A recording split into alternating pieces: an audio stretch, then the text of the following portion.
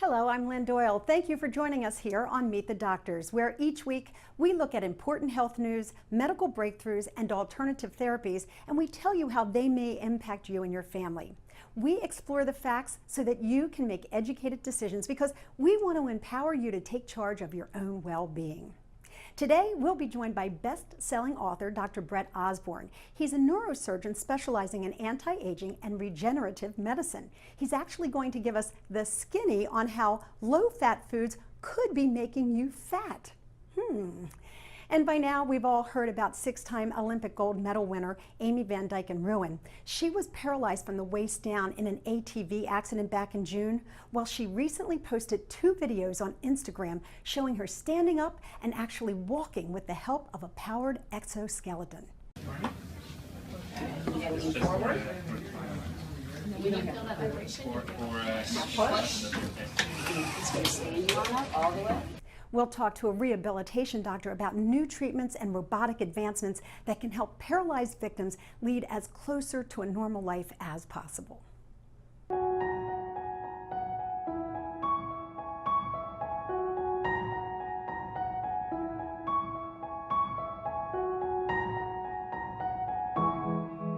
Isn't that absolutely amazing? And of course, later, our panel of Newsmax doctors will be here to answer your email questions. But first, the news. The wrinkle fighter Botox might actually be a stomach cancer fighter too. Researchers working with mice are using Botox to see if the toxin can freeze nerves that connect to tumors and subsequently reduce the number of tumors and their progression. That work, though, is still in its very early stages. Botox is made from a toxin that's produced by a bacteria that actually temporarily erases wrinkles by paralyzing your facial muscles. Now, this is an important development because stomach cancer, also known as gastric cancer, will kill an estimated 11,000 people in the U.S. this year alone. That according to the National Cancer Institute. Researchers have launched a medical study to determine whether patients with debilitating heart failure can benefit from having their own stem cells injected into their ailing heart muscles. The incurable condition results from heart attacks that damage the organ and from poor blood flow to the heart muscle. Now, the study involves removing stem cells from the bone marrow of a small number of patients, then injecting them into multiple weak points in the heart.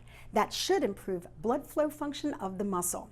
Now, half of the participants will receive the stem cell treatment and the others will get a placebo. Researchers will follow all of the participants for 12 months to assess heart function and quality of life. And here's a shocking story about the heart. Low voltage electrical shocks to the ear could actually be good for the heart.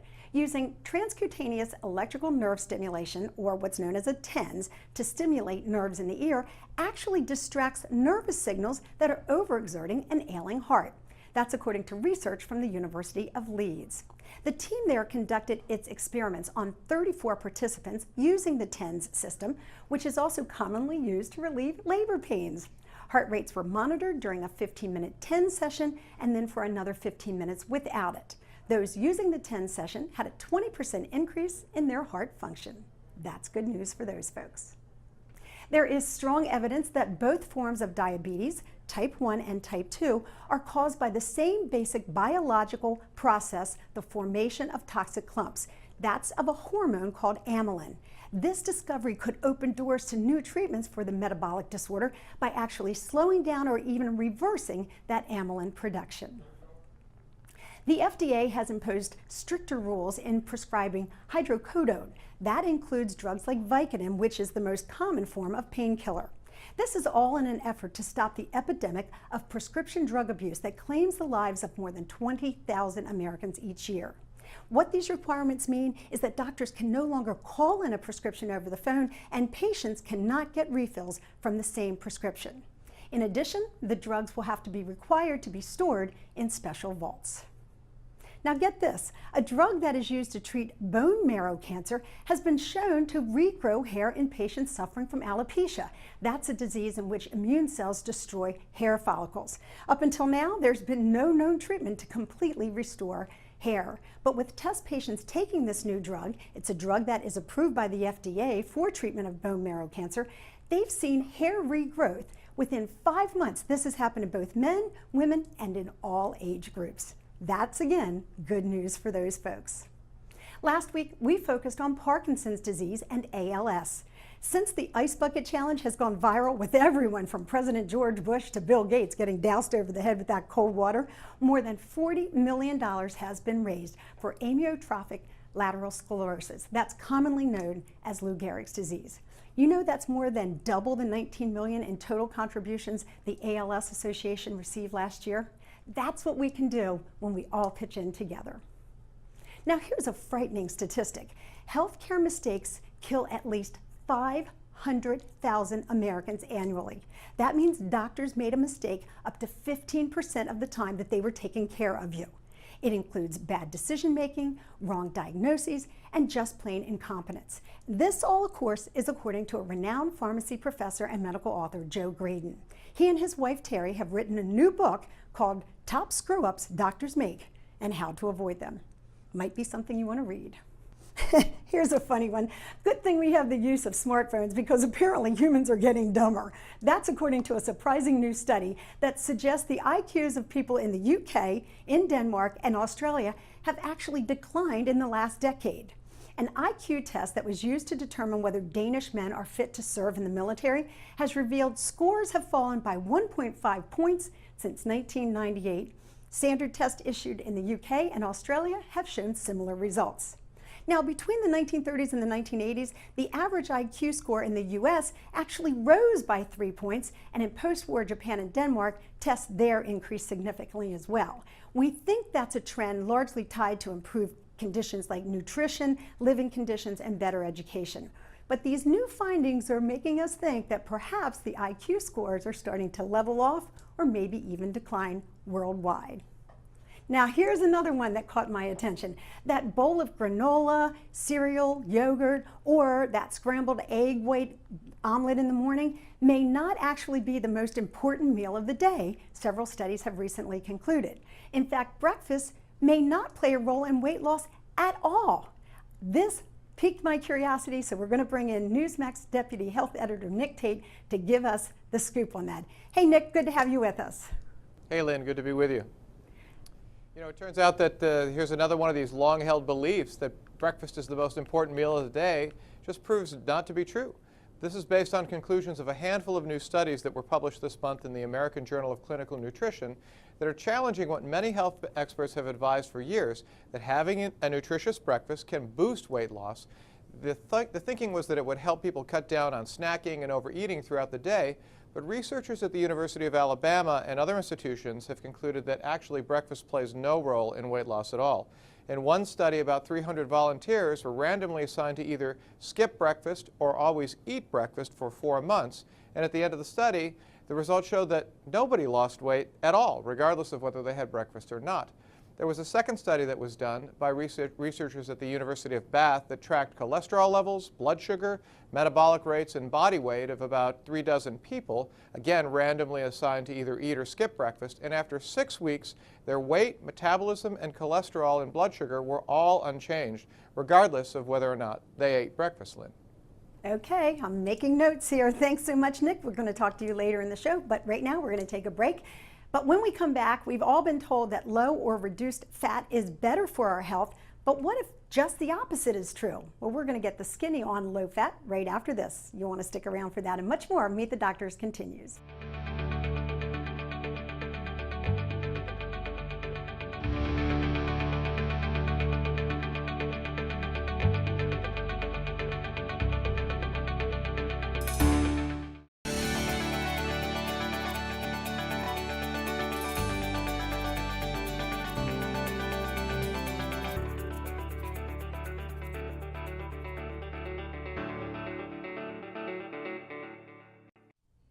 Welcome back to Meet the Doctors. I'm Lynn Doyle. So if you're cutting back on all fats in your diet, you may be doing more harm than good.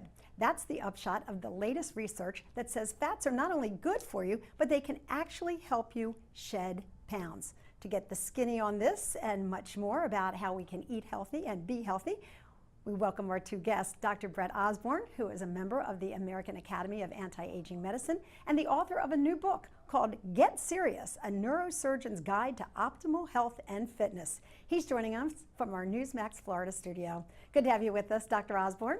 Great to be here. Thanks for having me. Sure thing, and I have to give you 2 thumbs up on that book cover. Really a good one. It's going to sell a lot of books. Yeah, you're making me blush. And joining us here in the New York studio with me is Dr. Robert Newman, who is a chiropractor and a clinical dietitian. Good to have you back with us Nice as to well. see you, Lynn. Okay, so I need to get both of you and get your reaction to what Nick Tate just talked about before we talk about the fats. Dr. Osborne, he told us that breakfast is not necessarily necessary in fat burning and in losing weight. Do you agree? I do. Losing weight is very person specific.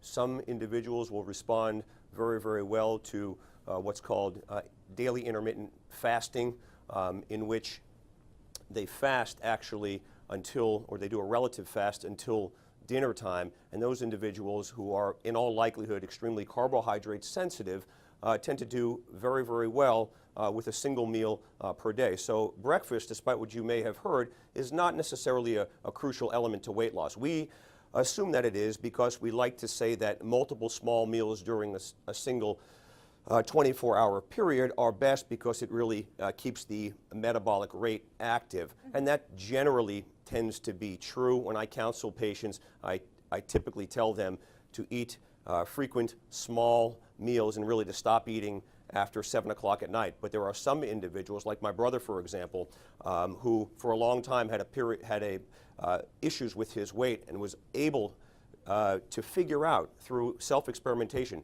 that he was best served by eating a diet that consisted wholly of a single meal per day and, say, a coffee in the morning. That coupled with exercise worked great for him. I have to get the dietitian's take on that because that goes against everything that I've heard recently, that you need that big meal at breakfast to get the metabolism started, and it actually breaks the fast from the evening. Mm-hmm. So what's your skinny on it? As Dr. Osborne said, it's so individual. You know, well, as a rule, when I do see my patients, their blood sugar is typically low at the end of their sleep period, waking up. So I do like to have them get a quality protein, quality fat, and perhaps some carbohydrates in their diet just to start the engines, get the energy production going, control the metabolism. Okay, so even though it is an individual thing, people have to try to figure out what works for them. But generally, you would suggest a little something to get kick-started? I absolutely recommend eating some healthy quality food in the morning. Let's talk about healthy quality food, because one of the teases at the beginning of the show was fat is bad for us, and yet now we're learning that it might actually be good for us. How so? Sure. Well, look, fat is essential for the hormones in the body. It's, your brain is made up of a large percentage of fat. All the signaling process, all the sex hormones, testosterone, estrogen, they're all based on healthy fats. So to go on a low-fat diet, you're really affecting the cell membrane of every one of the trillion cells in your body. And the trillion people who are watching just heard that about sex and said, okay, I'm going to go out for some high-fat ice cream right now. Dr. Osborne, do you agree? Do you think it's okay to have a little bit of fat in your diet, or is it like everything else, it just needs to be a moderate amount? It's absolutely okay to have more than a little bit of fat in one's diet. Remember, this whole issue with low fat, as you see in the media now, the reason why low-fat diets came into popularity was because of this notion that fats were bad for us, and everything went low-fat. The problem is that the calories which were being replaced when the fats were removed from the foods, were being replaced by carbohydrates, which is why a low-fat diet necessarily, particularly if you're eating any of the pre-prepared meals, that's not necessarily your best regimen. In the time that we have left, which is not much, I do want to ask you about the exercise that you are an advocate for in your book. You say no matter how old we are, that we can still strengthen our muscles and actually build muscle. There is no better way to preserve your health and improve your longevity aside from exercise. And nobody is exempt from exercise as far as I'm concerned. I agree with you. I'm going to read your book. I'm going to follow it because I'm all about the strength training. Thanks so much for being with us. Dr. Newman, thank you for being with us as well. We have to take a quick break, and when we do, we're going to come back and we're going to talk about Olympian swimmer Amy Van Dyken-Ruin, who, as you know, is paralyzed, but she is making great strides, and so is research. We'll find out more about that when we come back.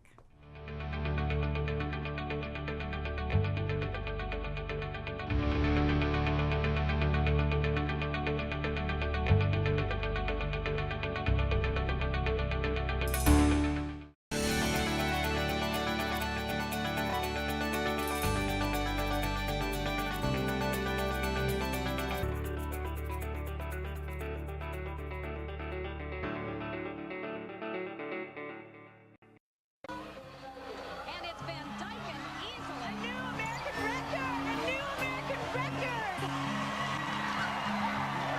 So exciting! I think I'm gonna go grab my coach and start crying. Hi! I'm doing all right, thank you. Rocking and rolling. Yes, my swimming fans have been above and beyond awesome, as you guys are for everything. There for me, no matter what. And I will say this, after I was done competing, I really haven't competed swimming at all. I think I'm going to get back in the pool, and who knows, I may now do Paralympic Masters swimming. And if anyone could do it, it would be Amy Van Dyken-Ruin. She's an incredible fighter, and she's now making her story public. She's talking about her accident in June when she was driving an ATV, an all-terrain vehicle. When it swerved out of control, she went over an embankment in Colorado. She severed her spine, and she is now without the use of her legs. And joining me now from our Florida studio is Newsmax Deputy Health Editor Nick Tate. Nick, Amy's story is just absolutely incredible, but she's just one of thousands who are injured in sports-related injuries every year. That's exactly right, Lynn. About 250,000 Americans are either paraplegic, meaning that they're paralyzed below the waist, or quadriplegic, paralyzed from the neck down. Now, most cases are due to a brain injury or spinal cord injury from a sporting incident, an accident, a fall, violence, or even a disease that affects mobility. Now, about 40% of all injuries that leave people with at least some paralysis are due to car accidents or vehicle accidents. And, you know, obviously the need to wear seatbelts and drive safely is really key here. But accident-related industries are on the decline, and injuries related to violence are actually on the rise in this country. There's also a number of new exciting treatments that are out there, including some of these first of its kind microchip implants in the brain that allow people to use their limbs again with their thoughts, and some of the new treatments that are involving stem cells and the return and the regeneration of nerve cells. So there's a lot to be excited about in the areas of new treatments. And that's exactly what we're going to talk further about right now. Nick, thank you so much for that information. I'd like to introduce you to Dr. Allison Shrikande, who is a physiatrist, which actually is a doctor who deals with physical recovery. Correct. Good to have you with us. And we're also joined once again by Jeffrey Gardier, who is a psychologist who helps deal with the psychological and emotional recovery of these kinds of patients. Great to have both of you with us. Thank you. We were talking about Amy's story, and she really is one in a million because of her elite athletic condition. What about the average American? Would they recover as quickly as she seems to? Not as quickly. In order to really take part in the bionic exoskeleton that Amy is taking part in, to actually stand up and walk, you do need a certain amount of upper extremity strength and core stability.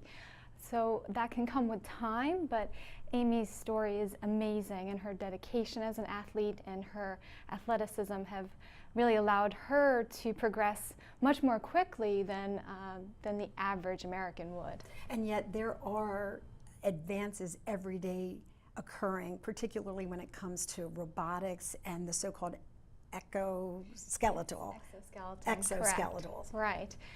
The idea of that is for twofold. For patients who have incomplete spinal cord injuries and have a strong prognosis and chance of recovery, it helps teach them to walk again. It really teaches their nerves what we call in medicine a reciprocal gait, and it stimulates the neurons and really teaches them to walk again.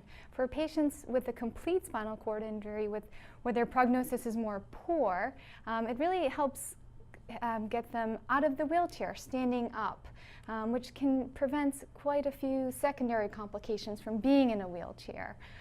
such as depression, neuropathic pain, bowel, bladder dysfunction, etc. So it provides numerous well-being to the patient. We're going to talk about the emotional well-being of the patient, but first I'd like you to look at this incredible video from BrainGate. It's a privately held firm focused on the advancement of the neurointerface system. It's demonstrating how a quadriplegic woman's brain implants can actually tell a robotic arm what to do.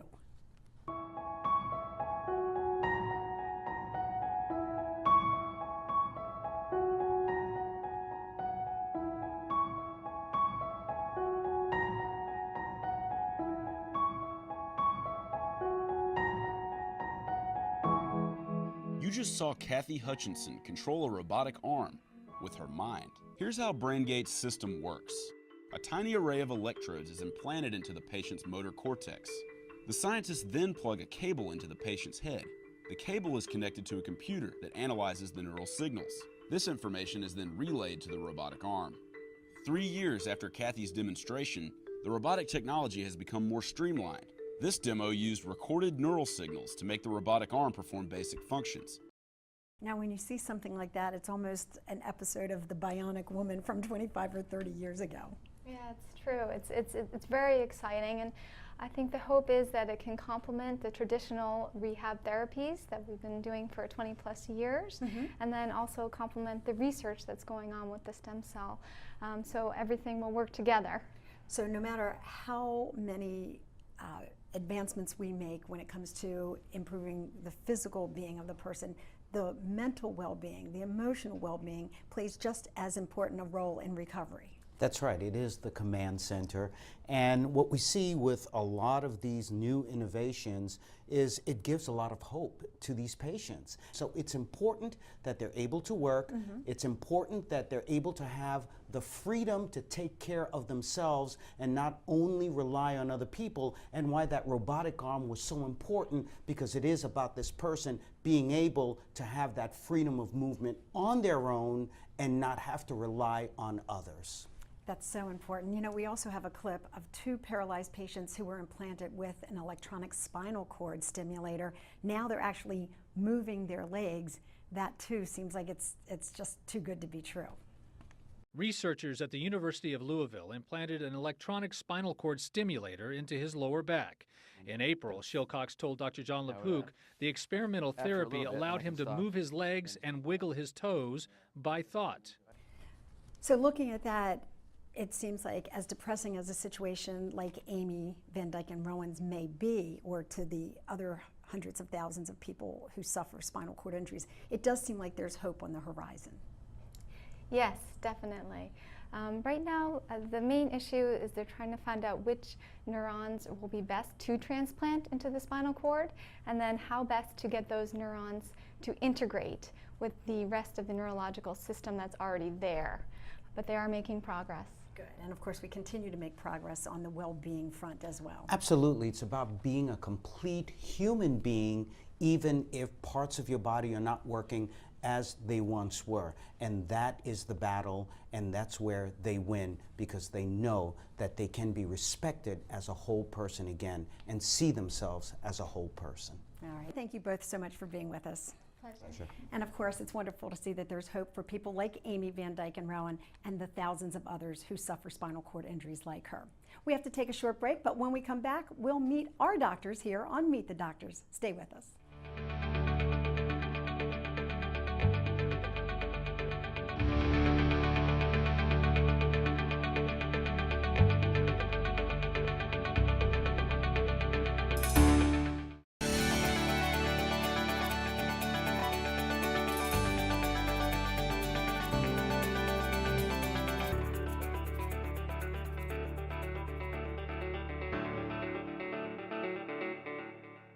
Welcome back to Meet the Doctors. I'm Lynn Doyle, and this is the part of the show where you actually do get to meet the doctors. You send your email questions to us about a health concern, and then we put together a great panel of our Newsmax doctors, and they try to give you as much advice as they can in the short time that we have allowed for it. So let's get started right away. I want to introduce to you our doctors here in the studio with me in New York. Wellness expert Dr. Erica Schwartz is joining us, along with pulmonologist, Dr. Ravi Rajmani. Good to have both of you back with us. And joining us from our Florida studio is Dr. Brett Osborne. He's a specialist on anti-aging medicine, and he's also the author of the new book, Get Serious, A Neurosurgeon's Guide to Optimal Health and Fitness. Thanks so much for joining us, Dr. Osborne. Thank you for having me. All right, let's get started here because we have a lot of viewers who have a lot of questions and we have doctors who have good answers. I'm going to start with this one for our guest in New York. I have very high high blood sugar levels above 200 even after fasting, but none of the medications that I've taken seem to do anything. What could you recommend? So, hi, Lynn. So, so certainly having finger sticks or having blood glucose level above 200 is concerning. That's pretty frank, poorly controlled diabetes. And certainly at these measures, certainly dietary and lifestyle measures are really not working. So as the questioner indicated, he or she's been trying several different medications. And they're usually a tier system in which we follow. We start usually with the bioguanides, and they're medications that interact in the way that insulin is put out and the sensitivity of insulin. It also impairs glucose absorption from the gut and then glucose production by the liver. And then you'll maybe work up to insulin, and then finally there are some adjunctive therapies too. But I would advise this person definitely to see their diabetologist or endocrinologist. And there clearly are many, many levels of care that can be added on. Yeah, what I wanted to add to it was the idea of exercise. Absolutely. That this person should measure her blood glucose level before exercise and after exercise because we see huge variations. People who exercise drop their blood sugar level very significantly. Then, of course, diet, and I agree with Dr. Rajmani, of course, that, you know, she may need insulin at the end of the day. Okay, thank you very much. How about this one? I had Graves' disease 20 years ago and subsequently became hypothyroid. I've been on the same amount of Synthroid for 15 years, but 6 months ago, I began feeling anxious and nervous and actually started to experience profuse sweating and heart palpitations. I had my TSH checked and it's fine, but could you tell me if this is unusual for someone to be on a stable dosage of thyroid medication for so long and then all of a sudden become hypothyroid? Well, I think that every one of us is different, and since we're not trees, so it takes us a long time for things to change, we change a lot. And we could change basically just because you have a cold or because you're eating things differently or you're exercising differently. There's so many things. You're taking different medication. So you can become hyperthyroid, like what happened in this lady's case, and it's a matter of the fact that the TSH alone will never really tell you what's wrong with you. So you want to have a doctor that works with you that will actually listen to what your symptoms are. Right, and so Erica makes some excellent points, and certainly a patient who's hyperthyroid, a TSH is fairly sensitive, but you would want to ask your doctor to do a T3 and a T4 level. And then also all of these symptoms may not be due to hyperthyroidism. Certainly there are a host of other conditions, including something as simple as anxiety that may be causing some of these symptoms. Okay. Let's go to Florida now and talk to Dr. Osborne. Here's one for you. I'm tired all the time. I've lost nearly 30 pounds in 6 months, and I'm nervous, I'm anxious, and I'm sad on many days. Is this menopause? Am I hormonal or something else perhaps? I should note that I'm in my 50s. No, and that's a very, very good question. I would have to start out by asking the individual what type of diet protocol they've been on. Keep in mind that the majority of diets work because of a relatively low insulin signal that we're trying to send the body, particularly if you're on a diet such as an Atkins type of diet, which is a ketogenic diet, in which case the carbohydrate load that an individual is taking, how much sugar, carbohydrate, et cetera, they're taking is going to be quite low. By virtue of that, a lot of the individuals that have successful weight loss will oftentimes develop fatigue. And what I recommend in the event that somebody is on a ketogenic diet, I recommend that they supplement their ketogenic diet and push the healthy fats up, as that will supplement their daily energy levels, and they're likely to respond dramatically to just adding some olive oil or even some high-dose omega-3 fatty acids by virtue of fish consumption or purified omega-3 supplements. Because remember, one of the symptoms of both low blood sugar, so to speak, and low bodily levels of omega-3 fatty acids is this depression, is this fatigue, which is why they're so successful in combating those entities themselves. Lynn? Would it be appropriate to ask this patient why she's lost 30 pounds in 6 months, whether it was an active weight loss or whether it was as a result of another health issue?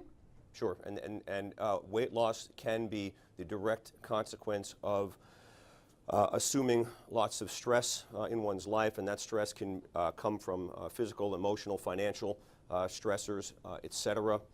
So unintentional type of weight loss is certainly concerning. But getting back to what I had said, because most of these diets rely on reduction in bodily insulin levels, patients tend to develop fatigue as a result of the low sugar, the circulating blood sugar, and that's in the context of a successful weight loss regimen. The problem is that a lot of these diets make individuals feel badly, despite the fact that they're losing weight and improving their bodily image. Okay. On that note, we'll take a quick break and we'll answer some more of your questions right after this. Stay with us.